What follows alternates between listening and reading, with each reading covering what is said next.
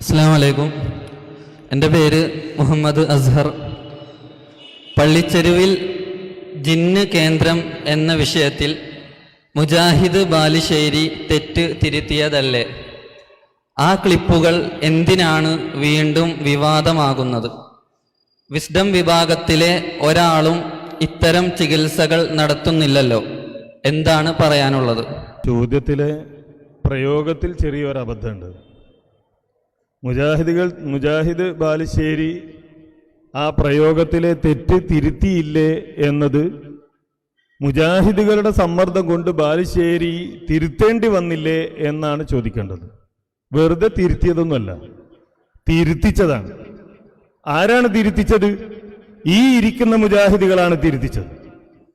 ഈ ഇരിക്കുന്ന പള്ളി കമ്മിറ്റിയുടെ ഭാരവാഹികൾ, കേരള നേതൃത്വത്തിൽ മുജാഹിദീന്റെ ശാഖാ ഭാരവാഹികൾ, കേരള നേതൃത്വത്തിൽ മുജാഹിദീന്റെ പ്രവർത്തകർ, ഈ ആദർശം നെഞ്ചേറ്റിയ കാരണവരായ മുജാഹിദുകൾ അവരുടെ തിരുത്താനുള്ള ആവശ്യവും ആഹ്വാനവും അംഗീകരിക്കേണ്ടി വന്നു വിസ്ഡം വിഭാഗം എന്നതാണ് സത്യം.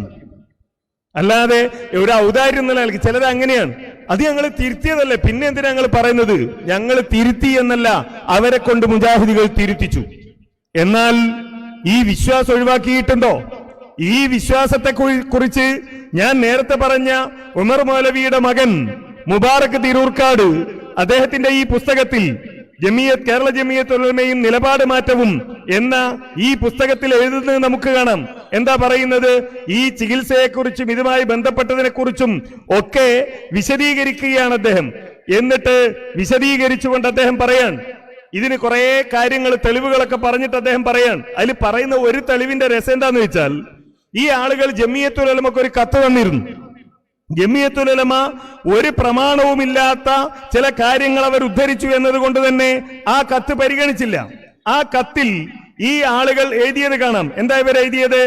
മറ്റൊരു കാര്യം, നമസ്കാരം പ്രാർത്ഥനയുടെ ഒരു ഇനമാണെന്ന് പറയുന്നത് പോലെ റുഖിയയും ദുആഇന്റെ ഒരു ഇനമാണെന്ന് ശൈഖുൽ ഇസ്ലാം ഇബ്നു തൈമിയ്യ റഹിമഹുള്ള പറഞ്ഞിട്ടുണ്ട് എന്നത് റുഖിയ രോഗശമന പ്രാർത്ഥന മാത്രമാണെന്ന് പറയാൻ ചിലർ തെളിവാക്കാറുണ്ട്.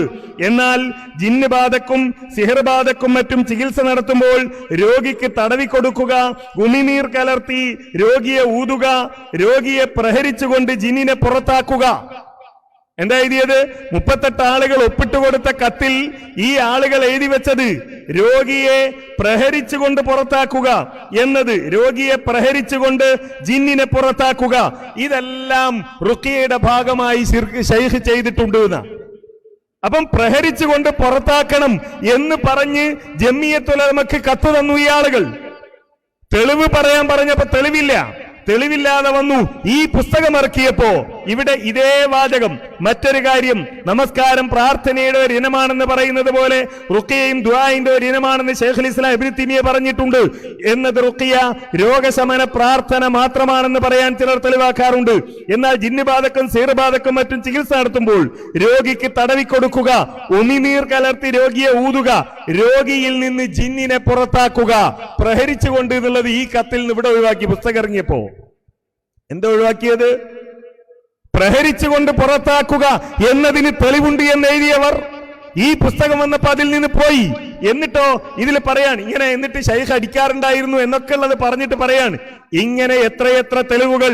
പകൽ വെളിച്ചം പോലെ വ്യക്തമായ ഇസ്ലാമിന്റെ റുഖിയ ശറഈയയെ എത്ര അപകർഷതയോടെയാണ് ഈ പുസ്തകത്തിൽ നോക്കിക്കാണുന്നതെന്നാണ്. ജമിയത്തുൽ ഉലമ പറഞ്ഞു, ഈ ജാതി ചികിത്സ ഉണ്ടല്ലോ, ഈ റുഖിയ ശറഈയ, ഇതിനൊരു തെളിവുമില്ല എന്ന് വളരെ കൃത്യമായി മുജാഹിദ് പ്രസ്ഥാനം പറഞ്ഞു, പഠിപ്പിച്ചു. ഇത് ഒരു തർക്കമായിരുന്നില്ലേ കേരളത്തിൽ? എന്തിനാ ഇപ്പൊ നിങ്ങൾ പറയുന്നത് എന്നാണോ മുജാഹിദികളോട് ചോദിക്കേണ്ടത്? മുജാഹിദികൾ ഇത് പറയാനുള്ള കാരണം, മുജാഹിദികൾ ഇത് പറഞ്ഞപ്പോഴാണ് ഈ ആളുകൾ അതിൽ നിന്ന് പിന്മാറിയത് എന്ന് ബോധ്യപ്പെടുത്താനാണ്. അതങ്ങനെ തന്നെയല്ലേ? നമ്മളാണ് മദ്രസ തുടങ്ങിയത്, നമ്മളെന്തിനാ പറയുന്നത്? സുന്നി വൈര്യന്മാര് ചോദിക്കും, ഞങ്ങൾക്കല്ലേ ഏറ്റവും കൂടുതൽ മദ്രസ ഉള്ളത്, പിന്നെ ഇപ്പോഴും നിങ്ങൾ എന്തിനാ അത് പറയുന്നത്? നമ്മൾ പറയും, നമ്മളാണ് ഇതിന് തുടക്കം കുറിച്ചത്. സ്ത്രീ വിദ്യാഭ്യാസത്തിന് തുടക്കം കുറിച്ചത് മുജാഹിദികളാണ് എന്ന് നമ്മൾ പറയും. അതിനിപ്പോ ഞങ്ങൾ പെൺകുട്ടികളെ പഠിപ്പിക്കുന്നില്ലേ, പിന്നെ നിങ്ങൾ എന്തിനാ അത് പറയുന്നത്? ഞങ്ങൾ പഴയ വാദം മാറ്റിയിട്ടില്ലേ എന്ന് സുന്നികളെ ചോദിച്ചാൽ നമ്മൾ മിണ്ടാതിരിക്കോ? ഈ ആളുകൾ മാറ്റേണ്ടി വന്നു ഈ വാദം. എന്തൊക്കെ ഉണ്ടായിരുന്നു? പള്ളിച്ചെരുവ് ഉണ്ടായിരുന്നു, ചികിത്സിക്കാൻ സീഡ് കൊടുത്തിരുന്നു, ഈ പാണ്ടിക്കാട്ടേക്ക് ചികിത്സക്ക് വേണ്ടി അയച്ചിരുന്നു അല്ലേ? പാണ്ടിക്കാടുള്ള ആളുകൾ ഉണ്ടാവല്ലോ അവിടുത്തെ വലിയ മന്ത്രവാദി ഹിഫ്ളുർ റഹ്മാൻ എന്ന് പറയുന്ന വലിയ മന്ത്രവാദി, ആ മന്ത്രവാദിയുടെ അരികിലേക്ക് ചികിത്സക്ക് വേണ്ടി അയച്ചിട്ടില്ലേ? സക്കരിയ സലാഹി തന്നെ അദ്ദേഹത്തിന്റെ പ്രസംഗത്തിൽ അത് പറഞ്ഞിട്ടുണ്ടല്ലോ. അതിനുവേണ്ടിയാണ് നമ്മൾ ജമിയത്തുൽ ഉലമയിൽ നിന്ന് ഇറങ്ങിപ്പോന്നത്, മുജാഹിദികളിൽ നിന്ന് ഇറങ്ങിപ്പോന്നത് എന്ന് സക്കരിയ സലാഹി പ്രസംഗിച്ചിട്ടില്ലേ? അപ്പൊ എന്താണ്? ഇതായിരുന്നു മനഹജു സലഫാണ്, ഇതാണ് ദീൻ എന്ന് പറഞ്ഞുകൊണ്ടാണ് മുജാഹിദികൾക്കിടയിൽ ഭിന്നിപ്പുണ്ടാക്കിയത്. ഇതൊക്കെ ദീനാണ്, ഇത് ഇബ്നു തൈമിയ്യ പറഞ്ഞതാണ്, ഇത് മറ്റൊരു പറഞ്ഞതാണ്, ഇത് ലോകത്ത് നടക്കുന്നതാണ്. പക്ഷെ അത് പാടില്ലെന്ന് മുജാഹിദികൾ പറയുന്നു. ഞാൻ ചോദിക്കട്ടെ, ധൈര്യമുണ്ടോ ഈ പുസ്തകത്തിൽ ഉമർ മൗലവിയുടെ മകൻ മുബാറക്ക് എഴുതിയ ജിന്നി ചികിത്സാ രീതി, ഈ ജിന്നി ചികിത്സാ രീതി ജാമിയ ഹിന്ദ് എന്ന് പറയുന്ന ജിന്നുവാദികളുടെ സ്ഥാപനത്തിൽ ഒരു കേന്ദ്രം കേരളത്തിൽ, അധികമൊന്നും വേണ്ട, ഒറ്റ കേന്ദ്രം. രോഗമുണ്ട് നിങ്ങൾ പറയുന്നു, രോഗബാധ ഉണ്ട് എന്ന് പറയുന്നു, അപ്പൊ ചികിത്സിക്കാനുള്ള വഴി നിങ്ങൾ പറയണ്ടേ എന്നാണല്ലോ ഈ പുസ്തകത്തിൽ ചോദിക്കുന്നത്. രോഗമുണ്ടെന്ന് പറയുന്നവർ, ചികിത്സയുണ്ടെന്ന് പറയുന്നവർ, അതിന്റെ ചികിത്സ പ്രഹരിക്കലാണ് എന്ന് പറയുന്നവർ ഒരു ചികിത്സാ കേന്ദ്രം ഈ ജാമിയ ഹിന്ദിൽ തുടങ്ങാൻ തയ്യാറാകുമോ? ധൈര്യമുണ്ടോ? ലജ്നത്തുൽ ബഹൂസിന് ഒന്ന് പറഞ്ഞു കൊടുക്കാൻ, ഇവരുടെ പണ്ഡിത സഭയ്ക്ക് ഒന്ന് പറയാൻ ധൈര്യമുണ്ടോ? നമുക്കൊന്ന് തുടങ്ങണം. അതിലുണ്ടല്ലോ അബൂബക്കർ സലഫിയെ പോലെ ഈ ചികിത്സക്ക് വേണ്ടി ഘോരഘോരം പ്രസംഗിച്ചവർ. ധൈര്യമുണ്ടോ ഈ ആളുകൾക്കത് പറയാൻ? കൂട്ടത്തിൽ ഒന്നുകൂടി ചോദിക്കട്ടെ, കേരള ജമിയത്തുൽ ഉലമ ജിന്നിനോടുള്ള സഹായാർത്ഥനയുടെ വിഷയത്തിൽ വളരെ കൃത്യമായ നിലപാട് പറഞ്ഞ് നേരത്തെ ഇവിടെ ഞാൻ കേൾപ്പിച്ചു. ഈ ചികിത്സക്ക് വേണ്ടിയാണ് ഇത് പറഞ്ഞത്. ഈ ആളുകൾ ജിന്നിനോടുള്ള സഹായനേട്ടം ശിർക്കാവില്ല എന്ന് പറഞ്ഞത് എന്തിനു വേണ്ടിയാ? ഈ ചികിത്സ നടത്താൻ വേണ്ടിയാണ്. അതിനുവേണ്ടിയാണ് ഈ ഒരു വിഷയം ഇവിടെ കൊണ്ടുവന്നത് എന്ന് നമ്മൾ മനസ്സിലാക്കണം. അല്ലാതെ പുഴയിൽ വീണുമ്പോ ജിന്നിനെ വിളിക്കാനോ ഒന്നുമല്ല. നേരത്തെ ഞാൻ വായിച്ചു കേൾപ്പിച്ചല്ലോ, മുബാറക് എഴുതിയത് എന്താണ്? ജീവിച്ചിരിക്കുന്നവരും ഹാജരുള്ളവരുമായ സൃഷ്ടികളോട് അവരുടെ കഴിവിൽപ്പെട്ട കാര്യങ്ങൾ ആവശ്യപ്പെടുന്നത് പ്രാർത്ഥനയുടെ പരിധിയിൽ വരില്ല. ഒന്ന് ആലോചിച്ച് നോക്കൂ. നമ്മുടെ നാട്ടിൽ ഒരാള് പുഴയിൽ വീണു എന്ന് വിചാരിക്കുക, അല്ലെങ്കിൽ ഒരു ബോട്ട് അപകടം ഉണ്ടായി, അല്ലെങ്കിൽ ഒരു കപ്പൽ അപകടം ഉണ്ടായി, കുറെ ആളുകൾ വെള്ളത്തിൽ പോയി, കുറെ മയ്യത്തുകൾ കിട്ടി. എന്നാൽ കിട്ടാത്ത ചില മയ്യത്തുകൾ ഉണ്ടായി, ചില മയ്യത്തുകൾ കിട്ടിയില്ല.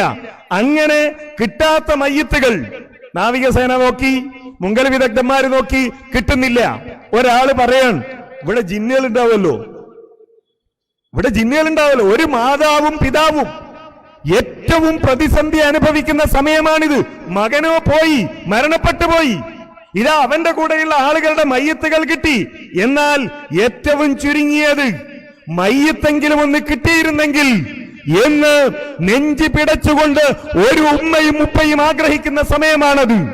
ഞാൻ ചോദിക്കട്ടെ, ആ സമയത്ത്, ആ പ്രയാസത്തിൽ ഈ ഉമ്മ പറയാൻ, സുലൈമാൻ നബി അലൈഹിസ്സലാമിന് കടലിൽ മുങ്ങിക്കൊടുക്കുന്ന ജിന്നുകൾ ഉണ്ടായിരുന്നല്ലോ, ജിന്നിന് വെള്ളത്തിൽ മുങ്ങാൻ കഴിവുണ്ടല്ലോ. ജിന്നെ, എന്റെ മകന്റെ മയ്യത്ത് എവിടെയാണുള്ളതെന്ന് നോക്കി ഒന്ന് തപ്പിയെടുത്ത് തരണേ എന്നൊരുമ്മ പറഞ്ഞാൽ അത് ശിർക്കാവില്ല എന്നതല്ലേ വിസ്ഡം വിഭാഗത്തിന്റെ വാദം? അതല്ലേ വിസ്ഡം വിഭാഗം ഈ വാദം കൊണ്ടുണ്ടാക്കിയത്? ചികിത്സക്ക് വേണ്ടിയാണ് ഇതുണ്ടാക്കിയതെങ്കിലും എത്തിച്ചേർന്ന അപകടം വളരെ വലിയതായിരുന്നു. അതാ ഈ ഹാജറുള്ള ജിന്നി എന്നൊക്കെ പറയുന്നത്. ഇതിനേക്കാൾ പ്രയാസമുള്ള ഒരു ഘട്ടേതാ? ആ ഘട്ടത്തിലെ ഉമ്മ ജിന്നിനെ വിളിച്ചിട്ട്, ജിന്നെ, എന്റെ മകന്റെ മയ്യത്ത് ഒന്ന് ഈ വെള്ളത്തിൽ മുങ്ങിയെടുത്ത് തരണേ, ഇവിടെ ഒരു ജിന്നുണ്ടെങ്കിൽ ജിന്നെ എന്ന് പറഞ്ഞാൽ അത് കേൾക്കട്ടെ എന്ന വിശ്വാസത്തിൽ തേടിയാൽ ശിർക്കാവില്ല എന്ന അബദ്ധത്തിലേക്ക് കൊണ്ടുപോയി. റുഖിയ ശിറയ്യയിൽ മാത്രം ഇവർക്കത് പരിമിതപ്പെടുത്താൻ കഴിഞ്ഞില്ല. ചികിത്സിക്കുമ്പോ ചോദിക്കാനാണ് ഇതൊക്കെ പറഞ്ഞുണ്ടാക്കിയത്. ചികിത്സിക്കുമ്പോ ചോദിക്കാനും പറയാനുമാണ് ഈ തെളിവൊക്കെ കൊണ്ടുവന്നത്. പക്ഷേ കൈവിട്ടുപോയപ്പോ പച്ചയായ ശിർക്ക് ഈ ആളുകളുടെ ജീവിതത്തിൽ ഉണ്ടായി. പറഞ്ഞു വന്നത്, ഈ ആളുകൾ ചികിത്സാ രീതി ഇപ്പോഴും മനസ്സിൽ കൊണ്ടു നടക്കുന്നവരാണ്. അവരുടെ കൂട്ടത്തിലെ പലരും രഹസ്യമായി ഇപ്പോഴും ചികിത്സ ചെയ്തുകൊണ്ടിരിക്കുന്നവരാണ്, ചികിത്സയെ ന്യായീകരിച്ചു കൊണ്ടിരിക്കുന്നവരാണ്. എന്നു മാത്രമല്ല, കശ്ഫ് പോലെ ഈ വെളിപാടുകൾ ഉണ്ടാകും ചികിത്സ നടത്തുമ്പോ എന്നൊക്കെ വിശ്വസിച്ചുകൊണ്ടിരിക്കുന്നവരാണ്. ഇന്നലെ അഹമ്മദ് അനസ് മൗലവി നടത്തിയ പ്രഭാഷണത്തിൽ ആ ക്ലിപ്പ്, ഒരു പ്രവർത്തകൻ നടത്തിയ അനുഭവത്തിന്റെ ക്ലിപ്പ്, ചികിത്സയുടെ അനുഭവത്തിന്റെ അദ്ദേഹത്തിന്റെ സംഭാഷണം വളരെ കൃത്യമായി കേൾപ്പിക്കുന്നുണ്ട്. അത് നിങ്ങളൊന്ന് കേട്ടു നോക്കുക. ഇവരിപ്പോഴും ആ മാർഗത്തിൽ തന്നെയാണ് ഒതുക്കി വെച്ചത്. നമ്മൾ പ്രതിരോധിക്കുന്നത് കൊണ്ടാണ്. പ്രിയപ്പെട്ട മുജാഹിദികളെ, പ്രിയപ്പെട്ട പള്ളി ഭാരവാഹികളെ, പ്രിയപ്പെട്ട ശാഖാ ഭാരവാഹികളെ, നിങ്ങൾ ആരെങ്കിലും ഒന്ന് കണ്ണടച്ചാൽ, നിങ്ങൾ ആരെങ്കിലും ഒന്ന് മൗനം പാലിച്ചാൽ, നിങ്ങൾ ആരെങ്കിലും ഒന്ന് ഉറങ്ങിയാൽ, നമ്മളുടെ പള്ളിയിൽ തൗഹീദ് പറയാനുണ്ടാക്കിയ പള്ളിയിൽ, അതിനുവേണ്ടി ഉണ്ടാക്കിയ മദ്രസയിൽ, അതിനുവേണ്ടി ഉണ്ടാക്കിയ ഓഫീസുകളിൽ ഇവർ കയറി ചികിത്സ നടത്തും എന്ന് മനസ്സിലാക്കി ജാഗ്രതയോടെ ഇരിക്കുക. അല്ലാഹു അനുഗ്രഹിക്കുമാറാകട്ടെ.